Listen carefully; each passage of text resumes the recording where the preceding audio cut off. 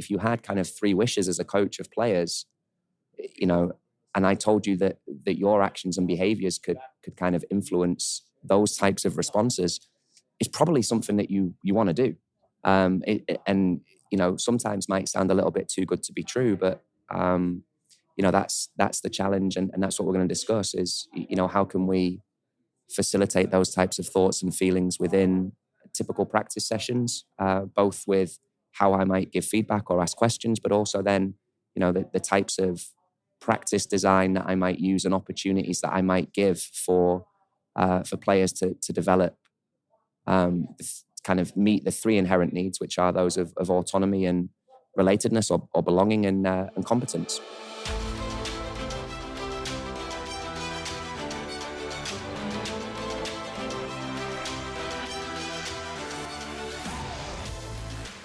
Welcome to the Cutting Edge Coaching Podcast, where we believe coaches are some of the most important teachers and leaders in the world, and they deserve to be supported. I'm your host, Luke Gromer, and every week we're bringing you conversations with coaches, experts, and leaders from across sports that will give you practical ideas and strategies that you can apply in your coaching to develop high-performing teams and high-character people. Coaches, I'm excited to welcome Tom Shields to the podcast. Tom is the technical director for STA Soccer, a youth soccer club in New Jersey, as well as holding several other roles in soccer and coach education, which you'll hear more about at the beginning of our conversation. In this episode, we talk about self-determination theory in sports, shifts in feedback and questioning that we can make, active participation, and a constraints-led approach. Like always, if you enjoyed this episode and want to grab a copy of the free podcast notes, just go to cuttingedgecoach.com/podcast or click the link in the show details to download a free PDF of notes from this episode or any episode.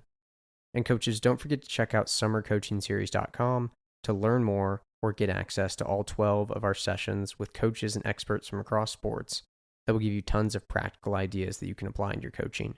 You can learn more or get access at summercoachingseries.com. And one note about this episode before we hop in. This conversation was recorded live at a coaching convention, so there may be a bit of background noise at times, but we did our absolute best to edit the audio to bring you the highest quality possible. Now to my conversation with Tom Shields. Enjoy the episode. Coach is excited to welcome Tom Shields to the podcast today.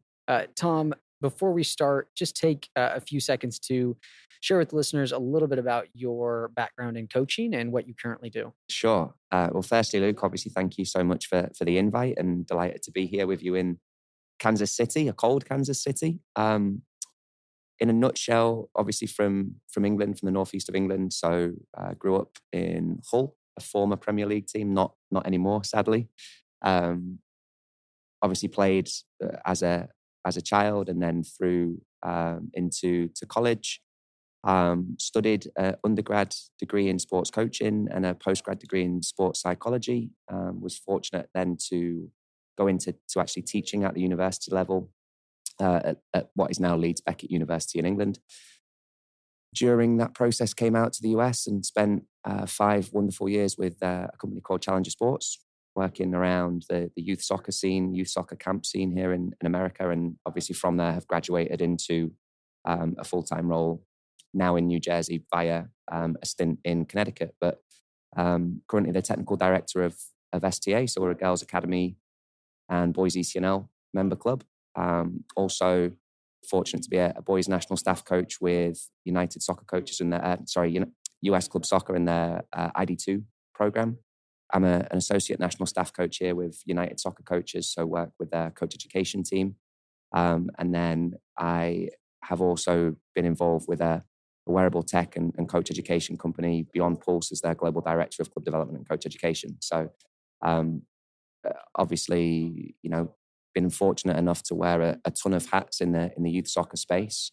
And yeah, just that's it, I guess. That's awesome. No, thanks for sharing that. It's fun just to hear about people's journeys. And you are presenting on a couple awesome topics at the convention this year. One with Dan Abrahams, who I'm also going to be interviewing, Yep. and the other with Doug Lemov, who has been on the podcast multiple times. My listeners are familiar with him and his work. So I'd love if we just started and talked a little bit about the topic you and Dan are going to hit in your Yeah, for session, sure.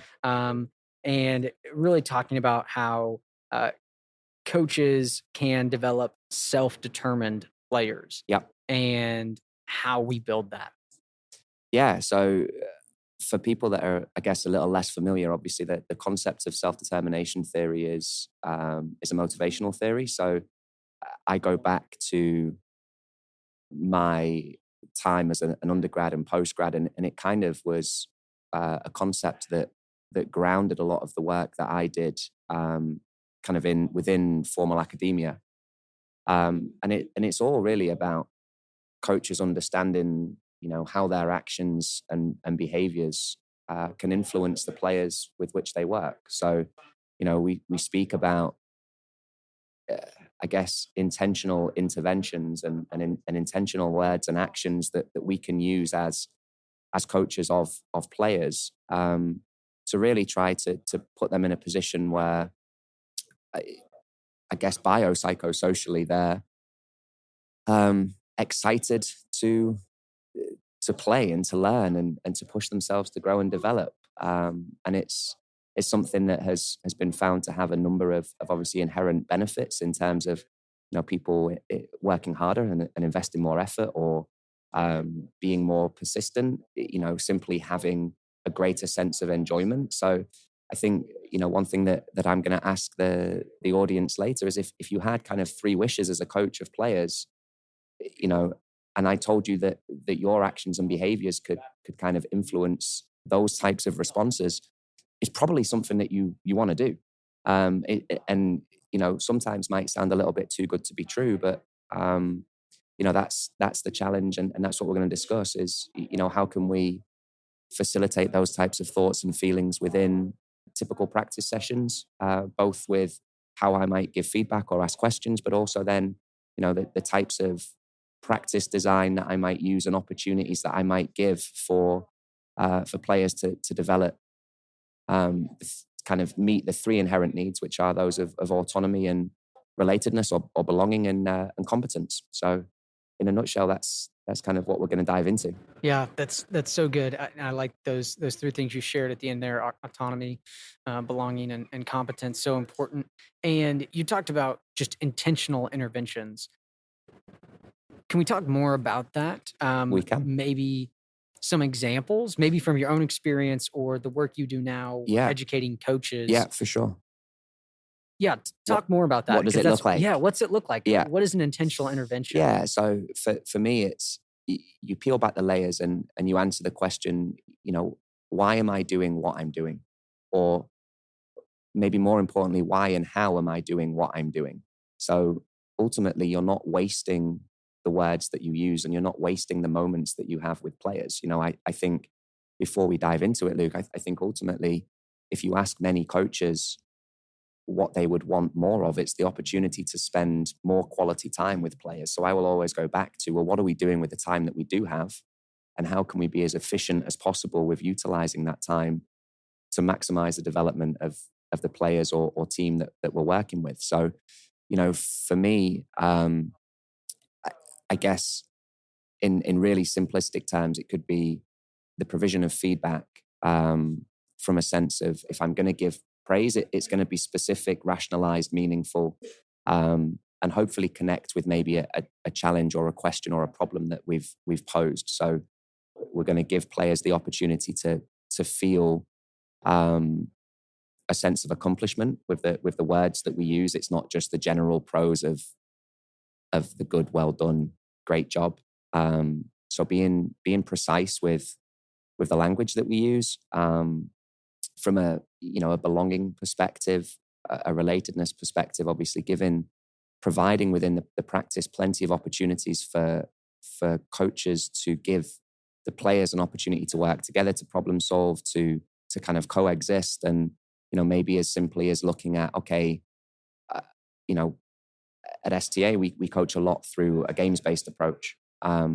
So it might be, hey Luke, before we're going to play, I'm going to give your team 60 seconds to come up with a strategy that you want to use, that's relative to perhaps a task constraint that might be put on that activity.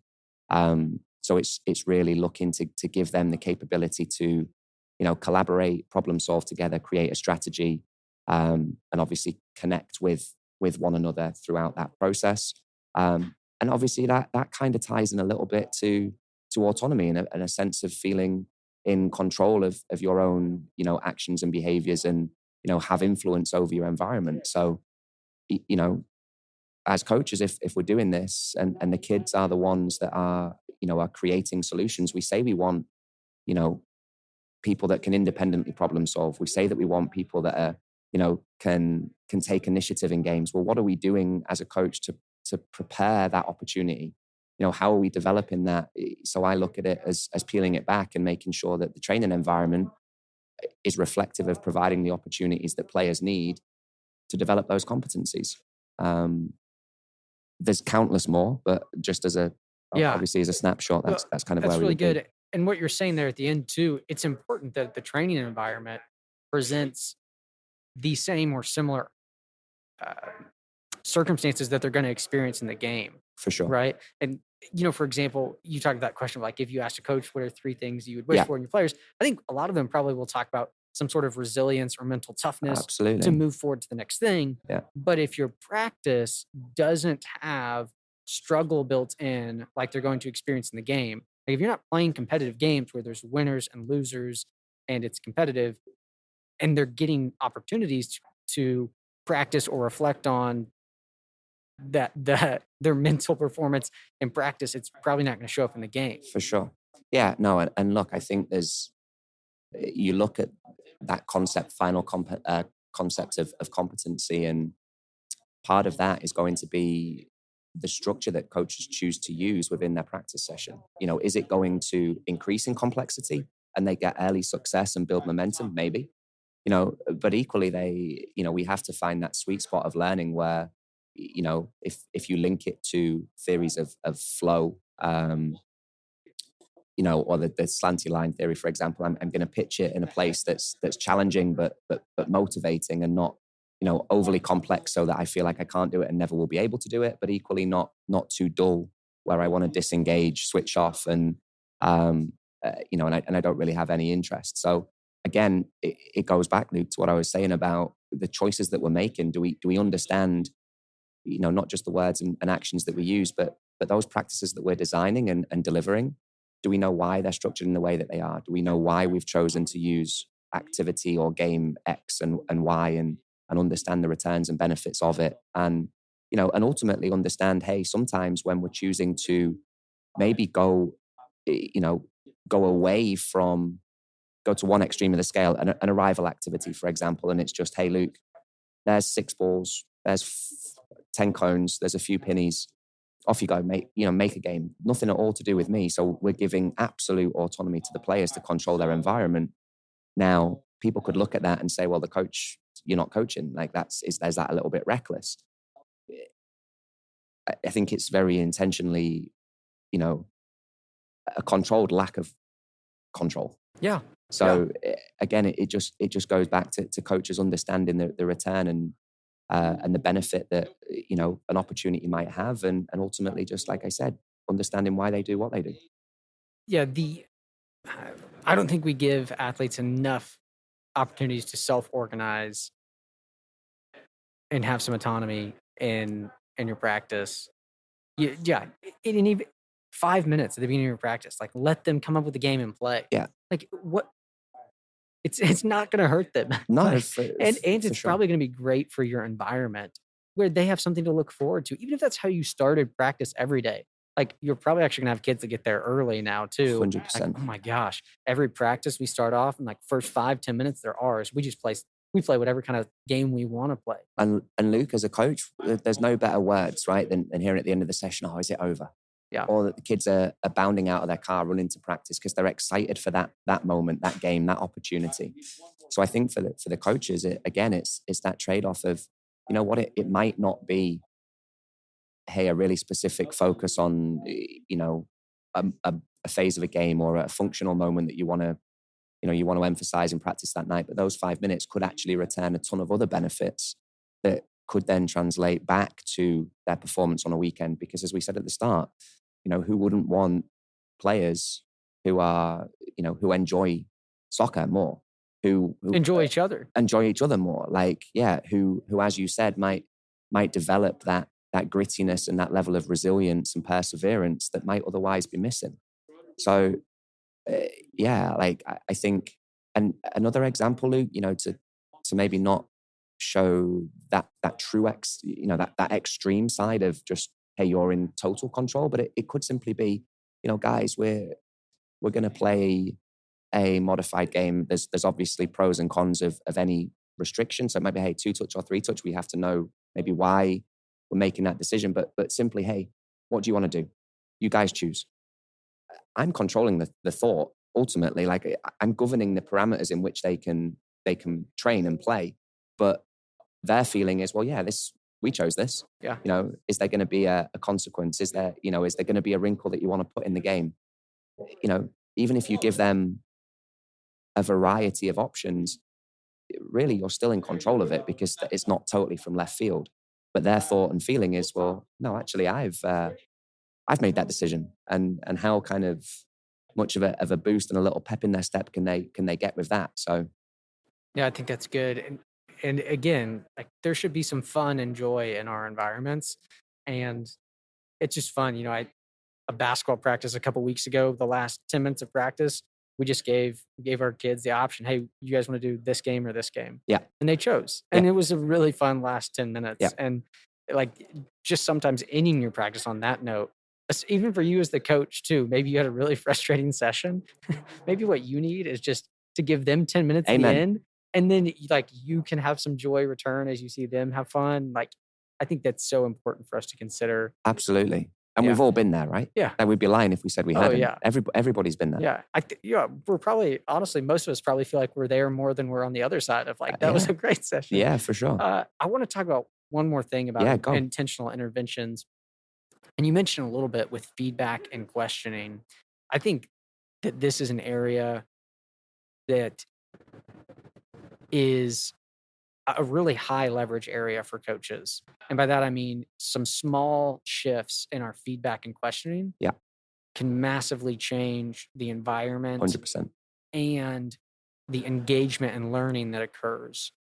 So will you talk about that? What should we be thinking about with effective feedback and effective questioning? Wow. Look, for me, as I said, with feedback, I think the capability to connect specifically with individuals, the capability to connect the feedback with maybe a coaching point that was previously delivered, maybe a question that was posed, finding a positive example of something that's, that we're looking for in an activity. I think sometimes people feel like feedback needs to be negative, and that stoppages, for example, always have to be negative when in fact they can absolutely be positive. The concept that the late great Tony DeCicco coined of catch them being good. I think there's so much power in positively demonstrating successes and desired actions. I think if it's negative, an explanation of why something is important. I think sometimes coaches get stuck in I'm going to tell you X or Y or how to do something, but perhaps leave out the why I'm doing it. And as we said at the start of the conversation, if you want to create intelligent, knowledgeable soccer players that are capable of understanding the game, then we have to connect the reason behind the action with the feedback that we're providing. So I think being aware of that and kind of catching yourself with avoiding the generalisms. Again, look, I think Sir Alex Ferguson said two of the most powerful words ever coined are well done. And I absolutely agree. But, 30 well dones in a session without reason or context might get diluted. Mm-hmm. So to all the coaches, in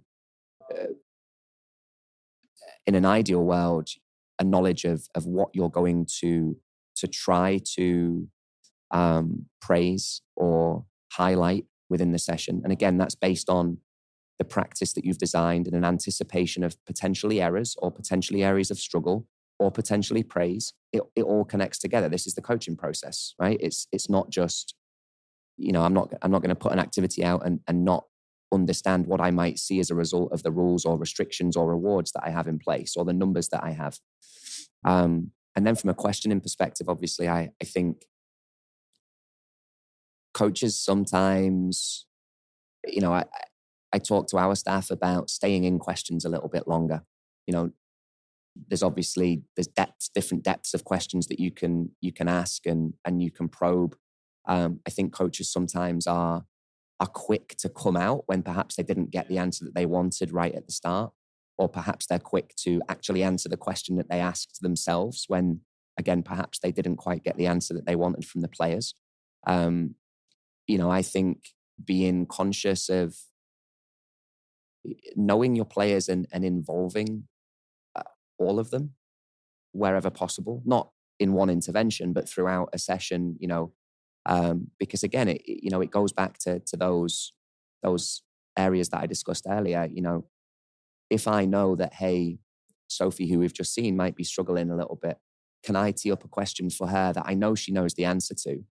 And, when she gives me that answer, we can use that as an opportunity to praise, reinforce, reward, and potentially build her confidence based on actually those feelings of competency. Oh, I got that answer correct. I added value to the group. I'm part of the group. Look at me. Coach is asking me questions are so unbelievably critical. And again, I think it's that there's no escaping that the best practitioners are deliberate with their actions and their behaviors, and ultimately have done the work to have a knowledge base that grounds those actions and behaviors in theory or in best practice. So I would, ultimately I would say for people that are less familiar with this, and I'm by no means an expert, and there's some wonderful, Dan had a great conversation on the role of instruction with a dear friend of mine, Dr. Ed Cope, and Dr. Chris Cushion from Loughborough. Understanding the roles that all of these different behavioral strategies and interventions can have are critical to coaches. And for me, there's just no shortcuts with it. You want to create an environment where your players can learn and develop to the best of their ability. And we have a maximize potential phrase. Then go and learn how you can help them do that. Absolutely.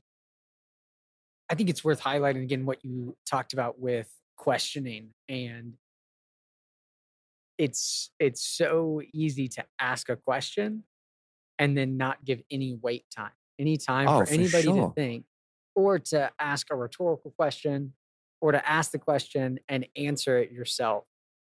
And yeah, I think it's really important for coaches to watch themselves, record themselves asking questions, reflect on it, evaluate it, because there's definitely more of a push to, hey, you should be asking questions. You should be engaging your athletes. But not just for the sake of asking questions. Exactly. And actually asking questions in an unskilled way can be counterproductive. Absolutely, yeah. Because nobody likes to be asked a question that's rhetorical or doesn't get them to think. When we ask questions that don't actually require them to think and engage, eventually, over time, it just sends this message that my questions aren't very important. For sure. You can tune out when I ask a question. Yeah. Or not everyone here is accountable to answer. Only Tom and a couple other people will answer questions because they feel more competent, right? Yeah. So they're willing to take the risk to answer the question. I think on that point, Luke, it's coaches can challenge themselves with how they lead into a question, right? If it's Luke,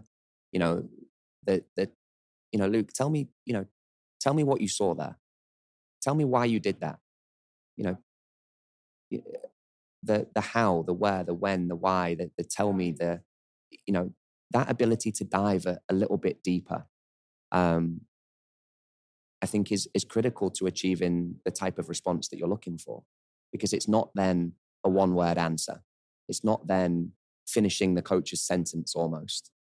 It's that ability to ultimately engage them on a cognitive level, and again, age and stage appropriately. Maybe you're asking something that's abstract. Maybe you're asking something that could potentially happen.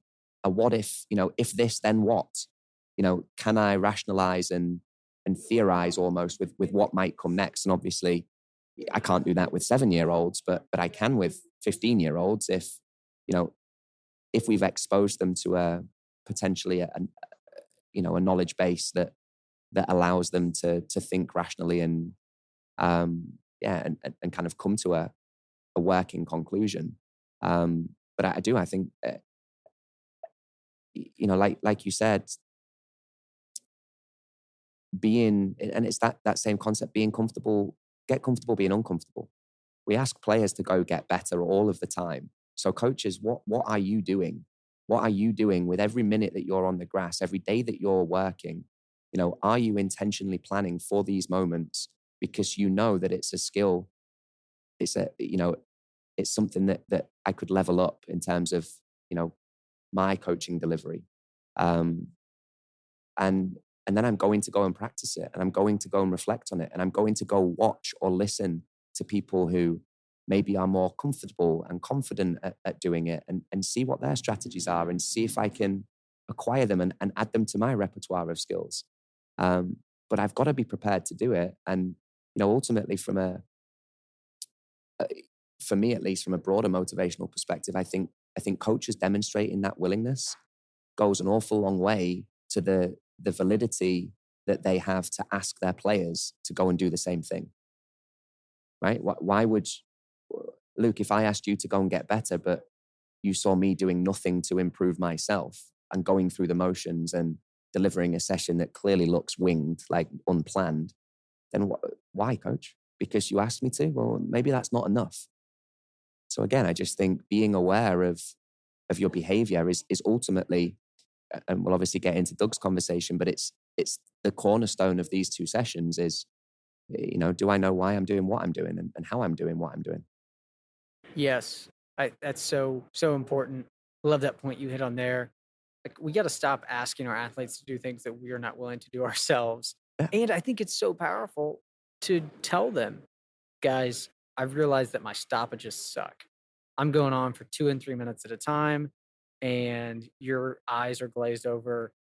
One of the things I'm really focused on in my coaching is making sure that when I do a stoppage, it's 30 seconds or less, and we're back to playing. I just tell them that. And I think, like you said, them seeing you model it will go a long way, and them embracing struggle and being willing to do the same thing themselves. But I'm curious though, from your experience, environments like this in sports aren't necessarily the norm. Correct. And I think it can kind of be weird for athletes when they experience one. And for other stakeholders like parents or other people when they see or experience these things. I'm curious, what have you found to be effective of like essentially trying to integrate some athletes into this so that they realize, oh, actually, no, in this environment, it is about some autonomy and Yeah. I mean, it's a great question. And ultimately, it's going to be we're going to play on it a little bit later with Dan and I of quote unquote what traditional coaching might have looked like. Certainly, when I grew up and the generation before me, where it was very much coach centered and very, I guess very little athlete centered involvement or empathy or compassion or anything that might be, what we would class as a biopsychosocial kind of approach. And I think, Luke, that the reality is when they see it and feel that it can be different, ultimately that different is positive. Like I referenced at the start of the conversation, those feelings that are returned and empirically proven to be increased when this type of approach is witnessed. So ultimately, all we're doing is saying, well, maybe the way that it was done wasn't quite the best, could have been more effective. Not that everything was incorrect and that there wasn't a place for some of the strategies and approaches used, but that this, I guess, non-traditional way, it might be more effective at getting the players to ultimately buy in and invest the type of effort that I'm looking for. So, for me, it's been, if it's a paradigm shift, there's a little bit of a struggle, right? That might be, again, like, what do you mean I'm being asked to, give you an answer, or I'm allowed to make the rules, or it's up to me to make the teams, or what do you mean we've got to change a scoring system, or what is this reward, or what do you mean we're not standing in a line, right? Like, let's, if We we play the game when we come to practice. absolutely, right? How crazy is that? So yeah, look, I think, but again, coaches, certainly in the youth space, we have a responsibility to educate the whole membership that we work with, right? And that includes the parents, because it will be, and I will say this, maybe it's a little bit controversial in this country, but the traditional US sports, those of American football and basketball, and they are the coaches running the plays, right? They're the ones that are calling the shots, and there's pre-scripted tactical approaches, and the players perhaps are relied less upon, outside of maybe quarterbacks in some key moments, but people know what's coming next, and in soccer they don't. So I think now you're starting to see a shift in the youth space of coaches that maybe are more educated, maybe have more both coaching and academic education that's starting to underpin actions and behaviors. That it's now not just enough to have played the game, because we know it doesn't necessarily translate to being an effective practitioner and certainly youth coach. And I think it's about being bold enough, courageous enough, and confident enough in your choices and why you're doing what you're doing to make it the norm, right? Like, and people will, I think when you speak with conviction and you speak with passion and you speak with a breadth and depth of knowledge that underpins and explains your why, I think you naturally build credibility and buy-in and belief. And again, not that this way is the only way. It's a way that I was drawn to for a number of reasons, and it's a way that has seemed to work. But it might not work for others, and it might not work for different environments, and that's fine. But knowing and being able to explain when asked, hey, Luke, why did you do it that way? Why is your session designed in that way? Why did you pull that player to one side when the rest of practice was going on to give her feedback? Why did you cold call that boy in the mid? Like, you know what? If you can give me an answer, great, right? Like, but I think when, in this event where we are right now is kind of a, it's one that's so integral to the evolution within our industry of having people with different approaches and perspectives start to share ideas. And it's one where you can see that non-traditional approach creeping in to actually become maybe the more dominant approach now. And it's one that might challenge, Luke, okay, so your son goes to coach X and sport A that operates in a way that maybe was accustomed to us as children. And then your daughter goes somewhere else and it's totally different. Well, now as a parent, you've got two contrasting levels of experiences.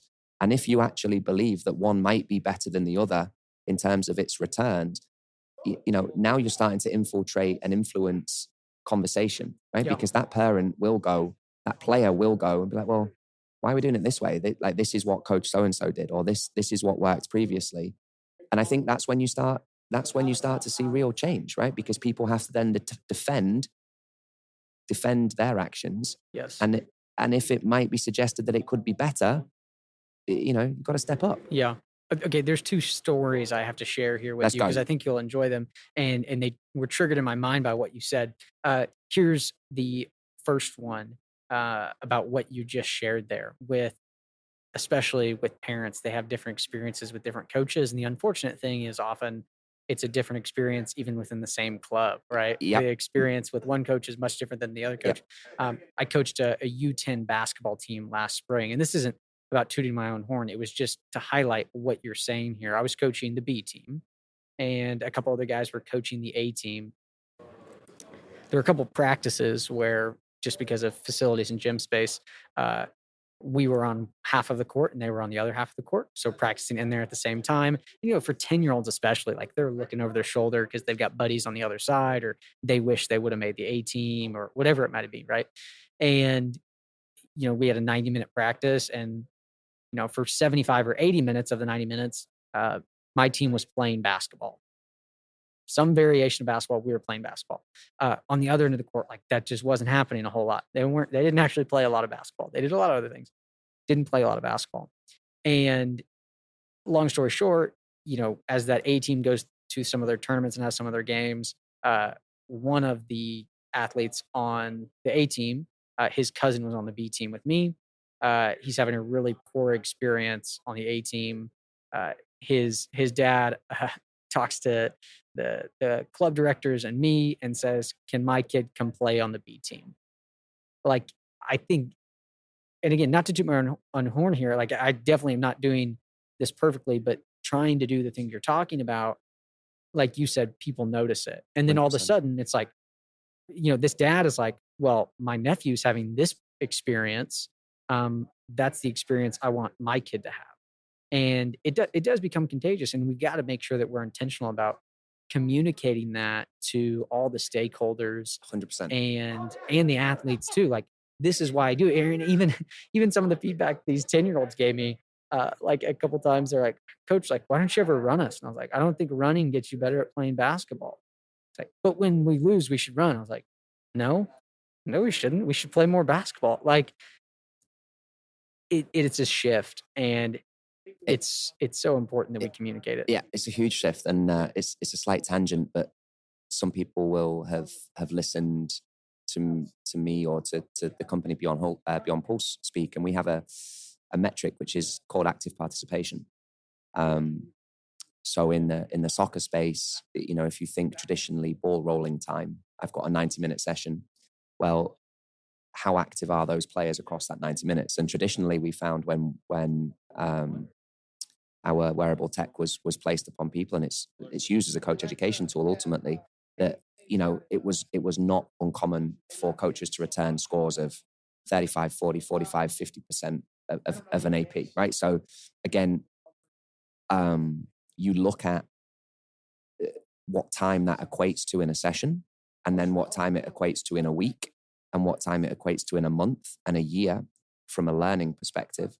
And you're wasting, multiple days of time that you could be making players better. And it's, again, there is definitely, there's a time and a place, obviously for stoppages, and, obviously for breaking down, a tactical approach or sometimes technique, and nobody is going to play 100% of the time. We totally get that.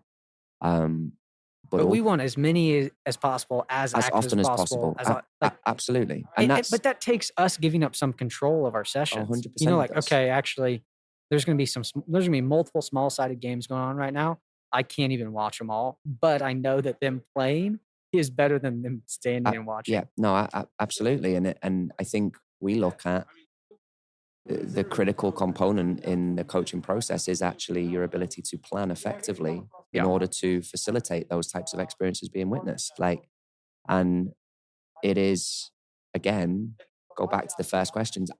I need to know when I'm going to be coaching. Yeah. Am I planning my intervention strategy around, okay, we're going to work for 5 minutes, and then we will have a 90-second break.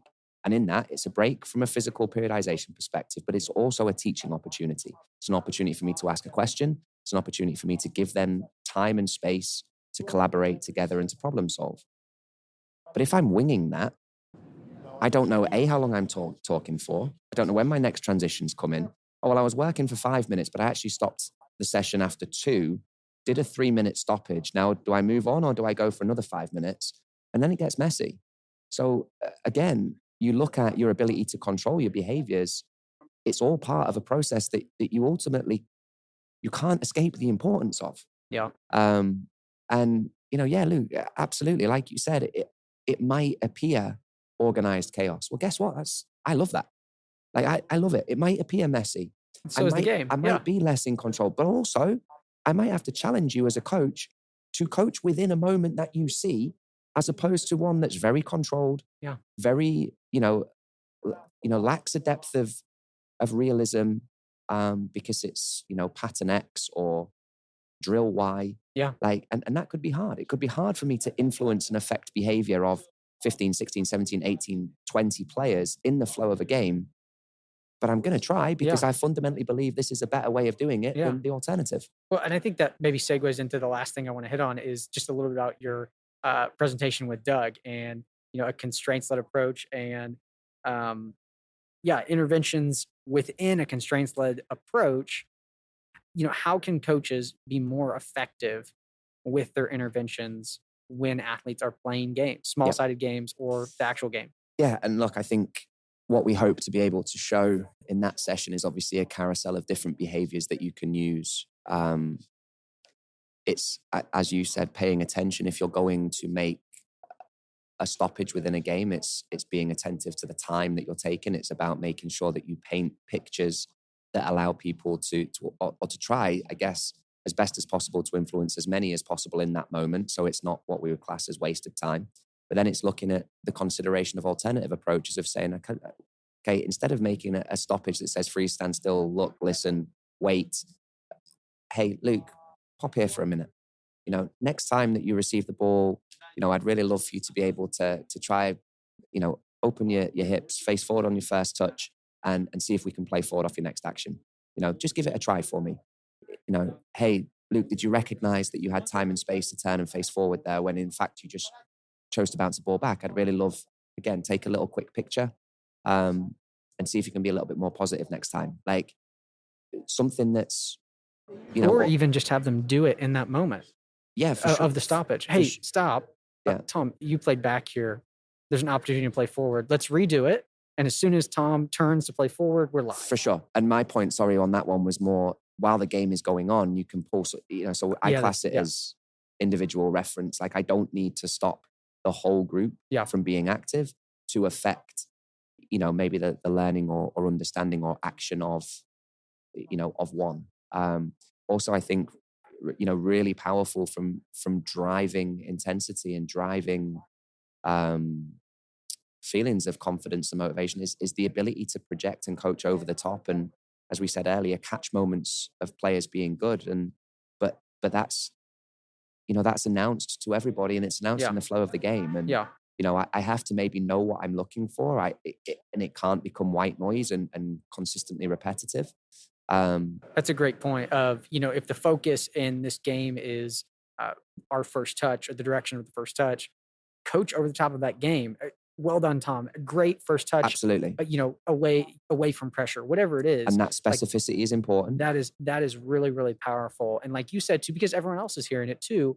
And 100%. As we stay focused on that as the coach, they stay focused on it as the players. Yeah. And it's super important that there's a phrase that I kind of discuss quite often, which is selective negligence, right? As a coach, I know at every level of the game, players and teams, people are going to be making mistakes.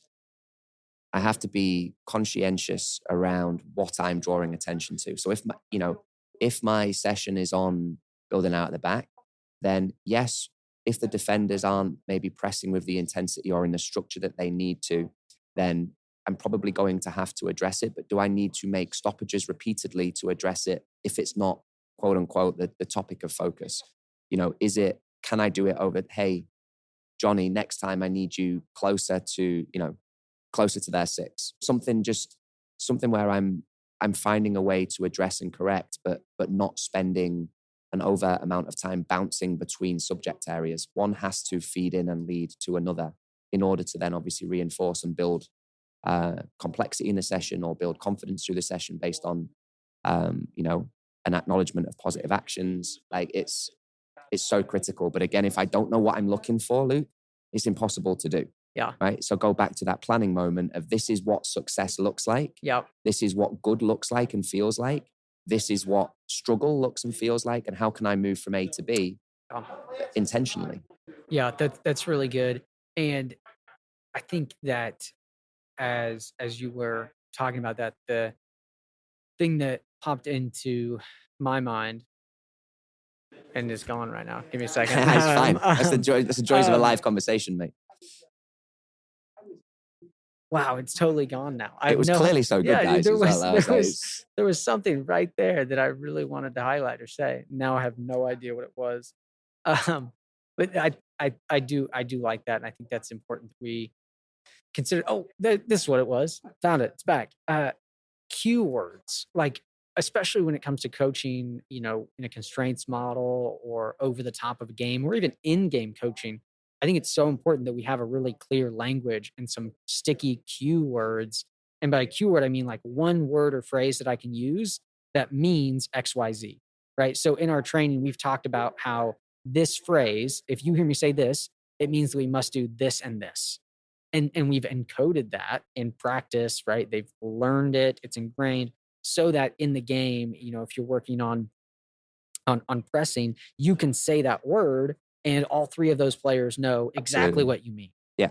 And again, it goes back into that efficiency of time, right? Like I'm taking the opportunity to explain or teach my players this in a moment so that I don't have to maybe take a number of other opportunities in the future to do the same thing. Like I'm going to be deliberate. Okay, yeah. Like how can I be consistent? And look, that's a huge challenge, and it's a whole different podcast in itself of talking about the development of consistent language within and across clubs and programs. But it is. I totally agree with you. I think it's so critical, and again, it underpins positive culture, and it underpins sessions where that same the flow that you were referencing earlier, the excitement, the participation, all of those feelings can be witnessed. And again, as coaches, we're being efficient with our time and the decisions that we make of when and where to stop a session or how to intervene or not intervene. And ultimately, again, goes back to, do we know why we're doing what we're doing? That's so good. Well, Tom, this has been fantastic. I have 3 really quick rapid fire questions for you, and then we'll get you out of here. Here's the first one. The most fun part of coaching is? Oh, that's not rapid fire. Oh,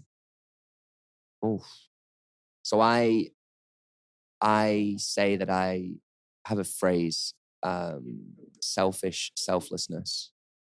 I love seeing people get better.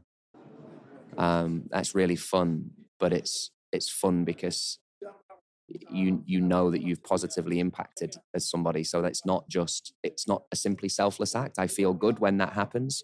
But I would go with, the most fun part of coaching is seeing the players or teams or fellow coaches that you work with get better, learn, grow, and fall in love and continue to love the game. Yeah, that's so good. Here's the second one. I wish I would have known blank before my first coaching experience. Wow. Luke, these aren't rapid fire, mate. Yeah, well, these are... I love the pause. It's good to know it makes you think. I wish I had known blank before my first session.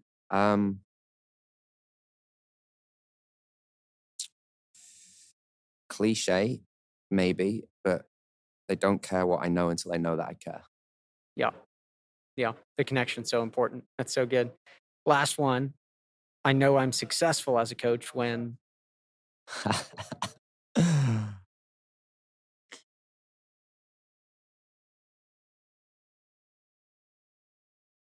Players want to come back. Agreed. That's so good. That's a great answer. That was pretty rapid fire. It's tough, man. You put it on the spot. The good pause. That's good. That wait time, right? With the questions. You stayed in it. Well done. Well, Tom, this has been fantastic. Before we hop off, share with people where they can connect with you. So Twitter is Tom_Shields, but the O in Tom is a 0. Instagram, my professional, coaching account is Tom Shields Soccer.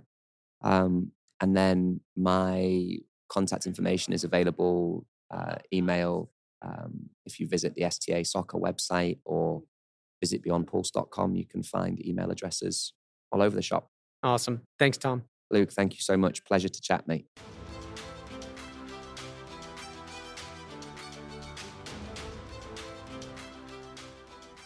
Coaches, thanks for listening to this episode, and thanks to Tom for joining me. You can find links to connect with him in the show details. And as always, if you enjoyed this episode and want to grab a copy of the free podcast notes, just go to cuttingedgecoach.com/podcast or click the link in the show details. My practical takeaway from today's episode is selective negligence. Like Tom discussed, there are times when we don't need to address mistakes or errors if they're not the current focus. And or we can find a way to address those mistakes to individuals instead of stopping the whole group. But like Tom also mentioned, it all starts with knowing what does success look like in this given segment of practice or this game that we're playing. That way, we'll know when we need to use that selective negligence. And coaches, if you enjoyed this episode, would you take a minute to either leave us a rating and review on Apple Podcasts or Spotify, and or give us a shout out on Twitter? It goes a long ways towards helping us reach more coaches who can then impact more athletes, because that's what we're all about. And finally, don't forget to check out summercoachingseries.com to learn more or get access to our 2022 summer coaching series. It includes access to all the video replays, audio-only replays on a private podcast feed, and more. You can learn more or get access at summercoachingseries.com. Thanks for listening to the podcast.